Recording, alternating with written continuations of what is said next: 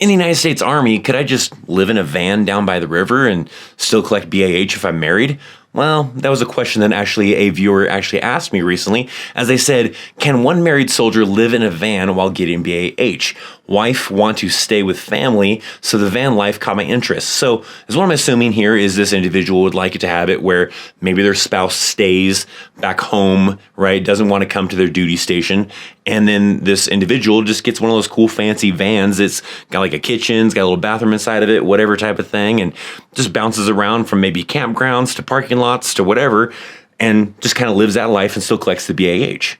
So I'm going to say probably not. There's a couple of reasons for that. They're, for one, going to want to know an address for the purpose of BAH. So that way they know how much to give you for that basic allowance for housing, right? Based on where you're living at, based on the rate for that zip code. So they're going to want a physical address. You maybe can get away with it like with a P.O. box or something else. But the second thing is for accountability purposes. Your leadership is going to want to know the address at which you live at. If you're a single soldier, they know you live in the barracks. If you're a married soldier, they want to know the address to your home, to your apartment, to the on-post housing, whatever the case is. Because if there's a situation where, let's say, physical fitness in the morning, 6:30, you don't show up, they can't get a hold of you, they need to know where to go to check on you, to find out if you're passed out, if you died, or if you just overslept or whatever. They need to know where to physically go to check on you to see if you're at home. And if you don't have a physical address because you're just bouncing around from parking lot to parking lot inside the van, well, that's going to be the problem. Also, for the purposes of, you